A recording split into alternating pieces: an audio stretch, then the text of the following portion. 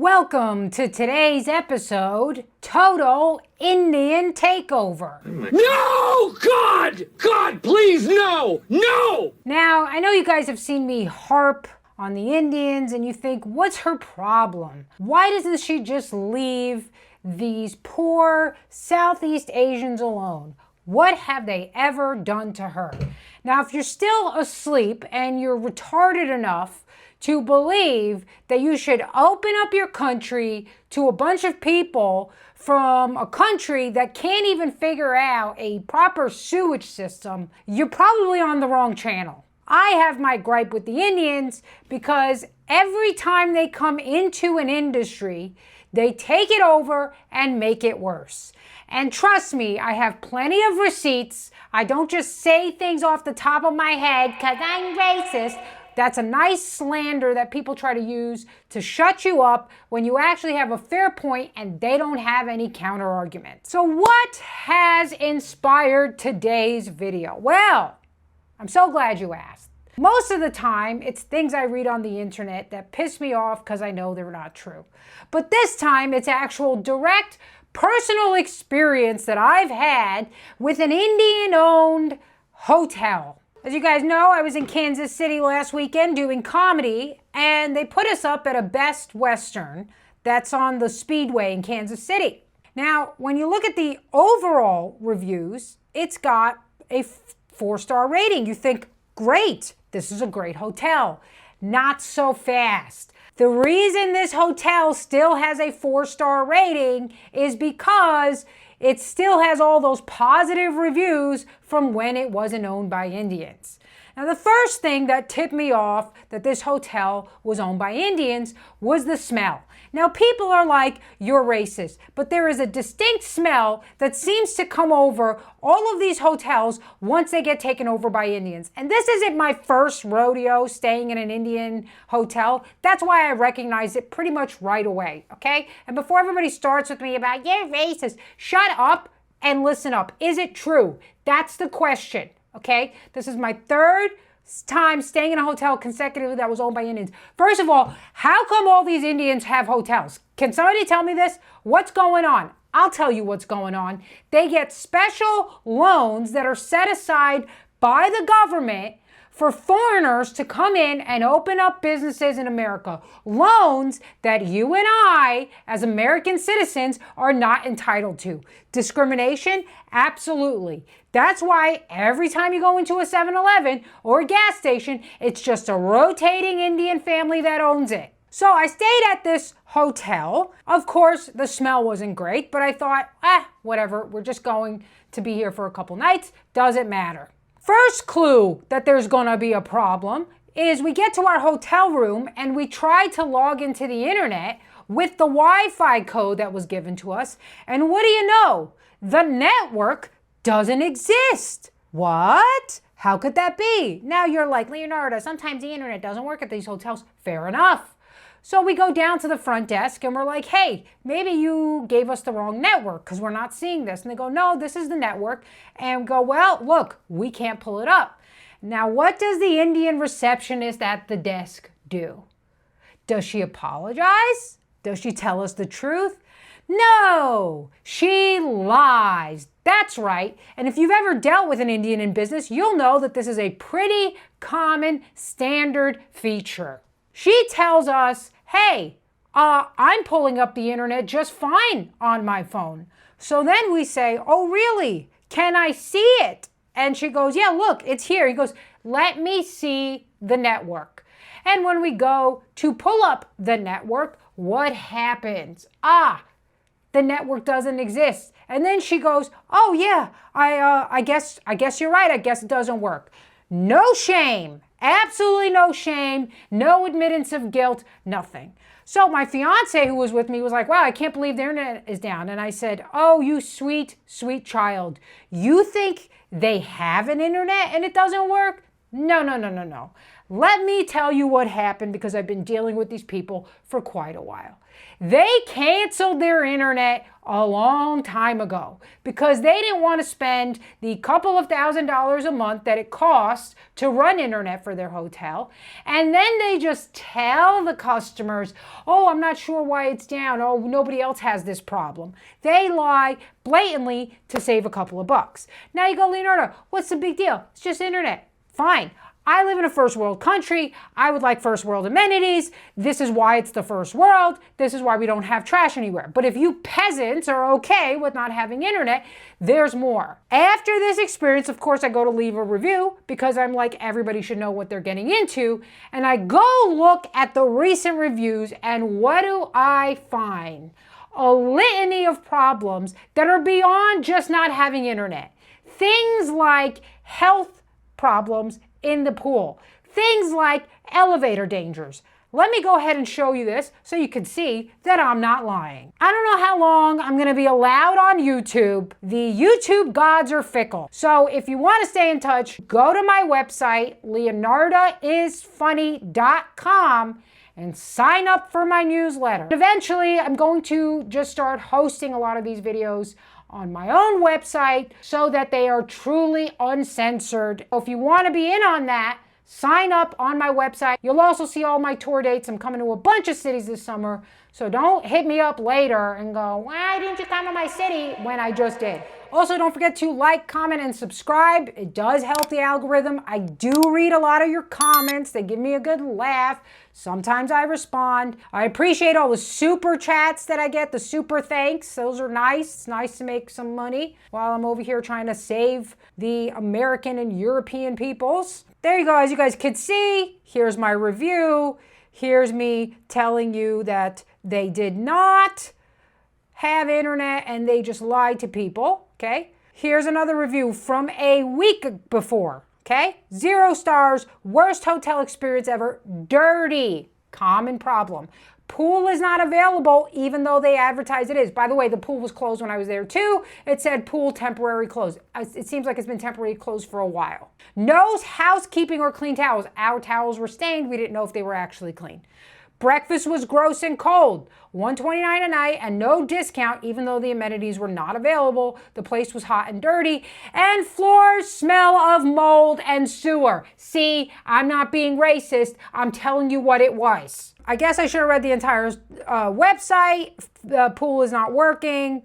Good variety for breakfast. I would have rented something a tad cheaper if I knew the pool wasn't working. Fine. Here's another one, 2 weeks ago. This hotel is horrible. The pool is not functioning. There's a sign on the door from the Department of Health. Because you better believe that the Department of Health didn't shut down this dirty ass pool. They would have still had it open, and it wouldn't matter if you get Ebola or whatever the hell else you can get out of the pool. There is mold. The ice machine doesn't work. Be prepared to get stuck in the elevator. So as you say to me, Leonardo, what's the problem with the Wi-Fi? Here's the problem. If you don't care about the little things, you don't care about the big things. Fine, you don't care about the Wi-Fi. You probably also are not maintaining the safety of your elevator because you think, oh, everything just functions naturally in a white society. What do I have to do? Okay, so if somebody gets stuck in an elevator or gets their hand slammed in the door because the elevator is not working properly, the little signs are there. Here's another one. It has a pool. Okay, we were informed by the front desk that the pool was closed. This is from a month ago. We asked to speak to the manager, but they said they would not be available. Convenient, right? Manager's not there. Oh yeah, here we go. We were welcomed by a putrid, rancid odor. See, I'm not being racist. I'm telling you what it is. Only refunded them $25. I'm sure that really ate them alive. The amenities were lacking. Here's from 2 months ago. The pool was closed. Hotel very frustrating. I paid $280 a night. The toilet did not flush. The hotel smelled of sour, musty water. The pool and hotel was out of service. Significant water leaking down the first floor near the fitness. Also, fitness equipment had caution tape. This is from 3 weeks ago. The fitness equipment still had that caution tape when I was there. Here's another one. Hands down, worst hotel I ever stayed in. Once you get past the front desk, the smell is something special. It's a combination of sewage and the worst perfume imaginable. Not just me, not just me. Fine, keep going. He wore his shoes in the hotel the whole time because yuck. We were on the 3rd floor with the windows that opened all the way. Safety hazard for sure. Do not stay with small children. The window lock was broken. The screen was hanging.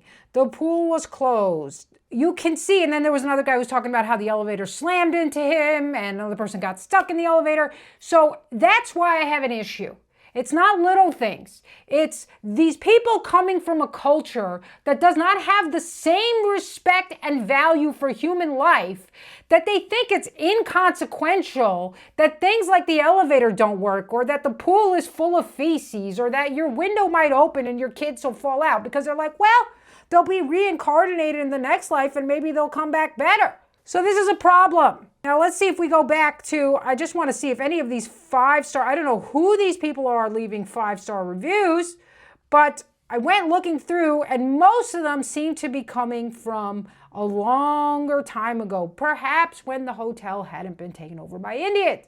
You might be like, oh, this is the only one. Let me tell you about the other hotel. I stayed in a Comfort Inn in Nashville. And I get there and what do you know? It's an Indian running it. Go up to my hotel room, doesn't look great, whatever. I didn't pay a lot of money for it. But as I'm walking to the bathroom, I'm crossing the threshold from the room to the kitchen when I step on something sharp and I'm like, ow. And I look down and the carpet was ripped right at the point where it would connect and you had the carpet tacks up. You know, there's like those strips in which you nail the carpet down. All the nails were up just for me to step on. No care. No care whatsoever. These places deserve to go out of business and be totally shut down and be taken over by nice white Americans who care about your experience. Because it's not like they were charging them less money. It's not like it was any cheaper. They're just trying to suck out everything they can out of the system. Therefore, when we have a man like Vivek Ramaswamy, that's what I like to call him. And I'll tell you why. He's a total con artist. And if you guys don't realize it, you're out of your mind. And he says something like, it's a shame to watch the race-obsessed fringe of the right try to outdo the race-obsessed woke left. Your people are the ones that are race-obsessed, and you try to pretend that we somehow are the race-obsessed people because we don't want to let you come in and take over every resource in our country and destroy it. Therefore, you project this inner racism that you actually have because you know that white people are the only ones who care about being called racist, which to my fellow whites, cut it out. Cut the shit. Okay? They're only calling you racist so they can rob you blind, and you're just supposed to say thank you to them. Here's evidence number 1.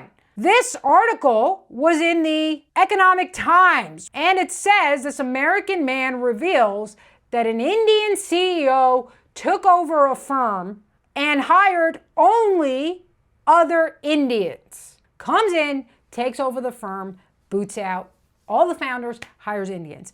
And you're like, oh, this is just one example. No. I know countless stories like this. People on X who tell their stories. I know people in my own life who work in tech, who were interviewing for 1 or 2 years before, they were applying for jobs for 1 or 2 years before even getting a single interview. A lot of these interviews are fake. They set up these interviews to make it seem like they're interested in hiring white Americans, but they're not. And recently, somebody sent me a story, sent me his personal testimony of what it was like trying to get a job in tech as a white American. I'm a veteran of the U.S.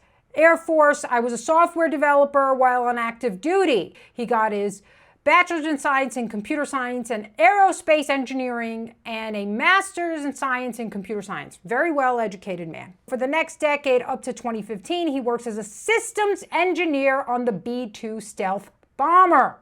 So in 2015, his wife wants to move to Dallas-Fort Worth, which if you know anything about that, it's the land, you could just call it mini India, to pursue opportunities in the private sector. He had health issues, so he's got to take some time off. And then he spends 10 years applying to many jobs. In the last 3 years, he says he logged 5,000 applications. So when you have Vivek going on there and saying, you're just lazy, you're not trying hard enough, he knows what he's doing. He's deceptive. He wants to put the shame and guilt back on you because Europeans are predisposed to this feeling, and he wants to make you feel bad that you don't want to let the poor little Indian come in and take over everything. He said in all, he had submitted a total of, after submitting about 5,000 applications, he stopped counting and he got 18 interviews, 18 out of 5,000. And he noticed a pattern. In every one of those 18 interviews, the hiring manager who was interested in him was American. What a surprise. But as in any tech-related field, the hiring guy is just keeping track of what everyone's doing. The tech lead is really the person who you want to work for, and the tech lead was always Indian. So what do you think happened on those interviews? If you guessed he didn't get any of those jobs, you were absolutely correct. Here were some of the strategies the Indians used to keep Americans out of the field. Number one, they demanded that a candidate be a 100% match to the job description. Now, this may not seem like, okay, well, don't you think you would want somebody who's a 100% match to the job description? Maybe. It depends on what the job description is. Is it arbitrary? Are you doing an arbitrary requirement, or is it something that's really necessary? What they do is they make it a super strict requirement that no one can match. The requirement is based on the tools they use. So now, I'm not a tech expert, but he gives me a nice example. They want 10 years of experience of someone using Craftsman hammers and screwdrivers. And you walk in with 20 years of experience, but you're using Black & Decker hammer and screwdrivers. Then they go, oh, sorry, you're disqualified. You don't have the relevant experience. And what he's saying is, you know, the skills that you have for the tools that you do have experience with, it's very easy to apply those skills to the other tools that they're using. But they're using this as an excuse to eliminate the Americans, because then what they do, they say, oh, look, we don't have these skilled Americans. We need to bring over all these H-1B visas. And to make things worse, they don't get an Indian who's got all the experience on the specific tool. They get somebody who's even less qualified, less experienced, who's got to go through tons of training, and usually is really bad at what they do. So that's how you know it's an excuse and it's discrimination, and we need to start suing these bastards, because obviously they don't know we have a very legal system that loves to sue the shit out of people more than anything else. And his final straw is he gets a job at JP Morgan Chase. He lobbied a mainframe lead guy who was American that he met through one of his contacts for a role. He asked extensive questions about their software, and he realized that they could be a lot more productive with some of the suggestions that he had. He discussed it with the lead, he sold them on his plan, and he agreed to create a role for him. He literally created this job for this guy so he could come in and make it more efficient. Well, you can imagine where this is going. What ends up happening? Thursday before he's supposed to start, a VP stepped in and unhired him. Now, what do you think that VP was? If you guessed Indian, you guessed correctly. And the guy he put in the role was a much younger, much less educated Indian. In fact, he had never used mainframe, and so they literally created a role for a white guy, and the Indian goes, no, you're not going to have it. We're going to put in my own guy. This is what I'm talking about. This is the blatant racism that they have, the blatant nepotism. So all this shit where you're walking around being like, oh, I'm gonna use your right cultural abbreviation. Cut the shit. Cut the shit, because they're coming in and they're making hotels that smell like shit and have got the carpet ripped up so you can get tetanus. No regard for life, no regard for our culture. And he also goes on to say, it's not like they paid him less because they want to say, oh yeah, it's because we're saving money. Nope, the guy they hired is getting the $65 an hour that he was supposed to get. Oh, Leonardo, why are you so upset? This is why I'm so upset. Because then they come on and then we have Vivek Ramaswamy being belligerent enough to talk about how he's American. Lots of people falling for it, like this guy. Oh, he's a true believer. Yeah, true believer. Let's talk about how true of a believer he actually is. He married another Indian woman, had Indian kids. They still follow their own Hindu religion. Did the most Indian thing he could do, which was scammed his investors out of $2.1 billion, I believe, by picking up an Alzheimer's medication that had already failed, having his mother conduct a trial in which magically the Alzheimer's medication works. Investors go, oh, this is great. Pour all their money in there, rips the money out before the phase 3 trials come out that show us doesn't actually work. Investors lose their money. He takes the money and goes, guess I'm going to run for government now. By the way, another George Soros funded puppet. So don't fall for the slick salesman smile. I'm standing in front of an American flag. Give me a break. So this is what India's like. People stepping on top of each other to get on a train. No regard for human life. Just trying to get, because these are the circumstances they live under. Now you import those people into a country like America that has a culture of courtesy, respect, guilt, not taking advantage, meritocracy, individuality, and you implant this foreign tribe in there and ask yourself what's going to happen to the people that are here. That's right. Total Indian takeover.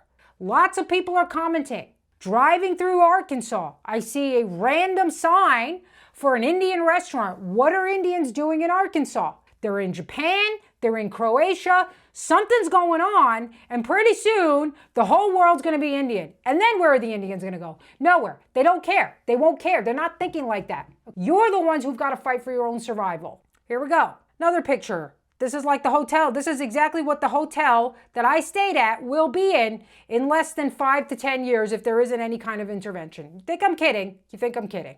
And now here's a nice video from this guy in England who experiences firsthand, you want to know why India looks like this? It doesn't start like this. It starts here. Right, I just seen you chuck that out, pick it all up and put it back in your van. Pick it up, put it back in your van, now. Dirty cunt. Pick it up, put it back in your van now. No problem, I'll put it in. Put it back in the van now. No problem. Now! You fucking dirty, horrible, stinking cunts. Put it back in the van now. Fucking scum of the earth.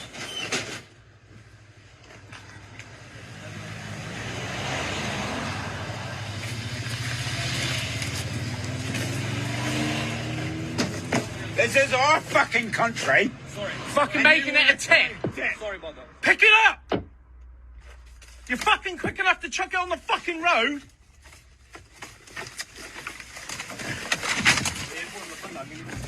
What's that English, chat? What are you saying?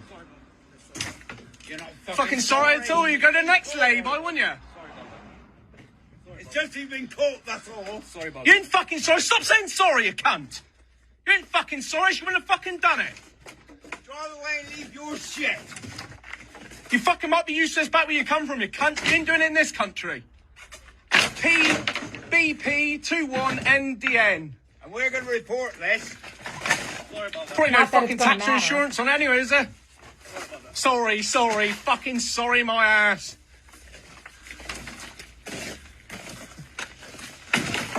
What company do you work for? What company do you work for? Devil Furniture. Devon Furniture. Fucking full of shit.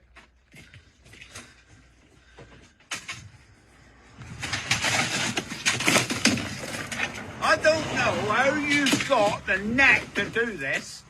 Our lovely country. And shut your shit out. What's Big Boy saying? He ain't saying fuck all here.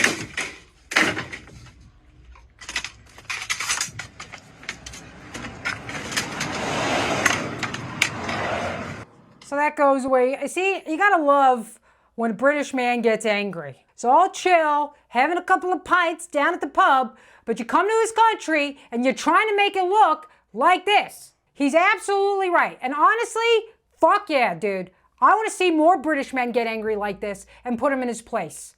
Because that's the only thing that's going to put him in check. See, when he says, you come to our country, that's when the little Indians put their head down and realize you're a guest. But we have a government that's run by pedophiles who hate us and want to destroy our country, and they back up these people so that they feel a kind of bravery and courage to come in and literally ruin your country, pull it apart, and then be able to have the nerve to turn around and say, you're racist if you object.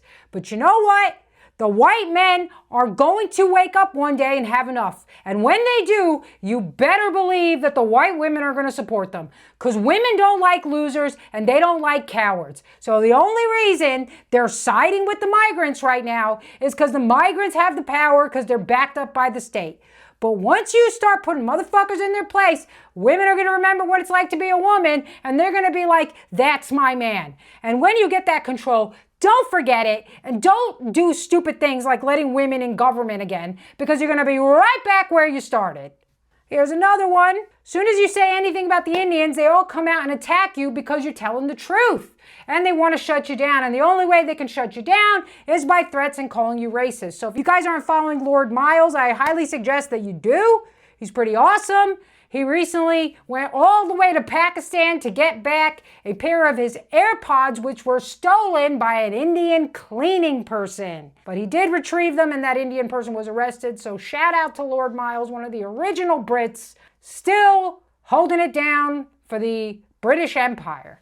So he gets a threat from this guy, Archie, which his name is Archish Soni, an Indian-American owner of the tech startup Cybersphere, said, I'll bust your kneecaps if your broke ass can't ever afford to be anywhere I'm at. Now, Indians love to be brave on the internet, and they love to be brave against people they think they could kick their ass. I can't tell you how many death threats I got for my one joke about Indians not being able to lift 10-pound dumbbells, and they got all upset because they know it's true. They know it's true, but none of them ever showed up. In fact, what they tried to do was put my information in a black group chat and try to get black guys to come and beat me up because they're racist, but they don't know that black guys love fat white girls. So, and I will end with this last video. This last video was put up by Dries. I don't know how to say his name. I'm sorry. I've been following him for a while. He's from Belgium. He's under persecution because he shared he was in a group chat that shared quote unquote racist memes,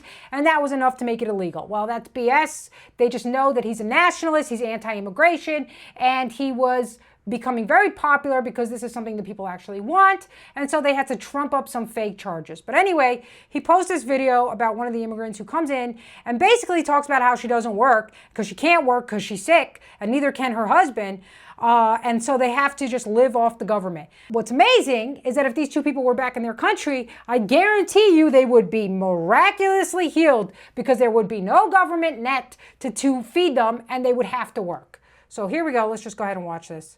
Hoe lang woont u al in Nederland, mevrouw? Ik bijna 25 jaar. En werkt u? Nee. Ja. Werkt uw man? Mijn man ziek. Jullie zijn allebei ziek? Ja. Dus het lukt allebei niet om te werken? Nee. En is er ook niet een kans dat u door uw ziekte toch op een of andere manier wel een baan kan vinden wat minder intensief is? Ja, mijn man vroeger wilde studeren, maar lukt niet. Vanwege de ziekte? Ja. En de taal leren, hoe moeilijk is dat? Een beetje moeilijk. Wat doet u dan de hele dag als u niet werkt? Ik ben bezig thuis, wandelen buiten. Hoe lang woont u al in Nederland, mevrouw? Ik bijna 25 jaar. En werkt u? All right, that's it. So there you go. Somebody, an immigrant that's been for 25 years, I believe that's Belgium, it's a European country, doesn't work. Why? Because she doesn't have to. Because she learns how she can exploit the system thanks to the NGOs who brought her over and taught her how to do it. And her husband is conveniently sick too. I mean, he wanted to study, but he was just too sick. He's too sick. Yeah, why don't you go be sick in your own country? And you can tell she's lying. Yeah, I'm sick. Yeah, I'm sick. Okay, no shame. There's no shame because they don't see themselves as taking something from people who deserve. They think they deserve. These evil white people. Oh, well, they should just, if they're stupid enough to give it to us, 25 years, right? Can't learn the language, can't get a job, 25 years of taxpayers paying for her life. And she's one of many That's why they're coming. They're not coming because they're escaping some horrible situation. And if they are, it's a situation that this kind of culture creates. All right, that's it, guys. Good night.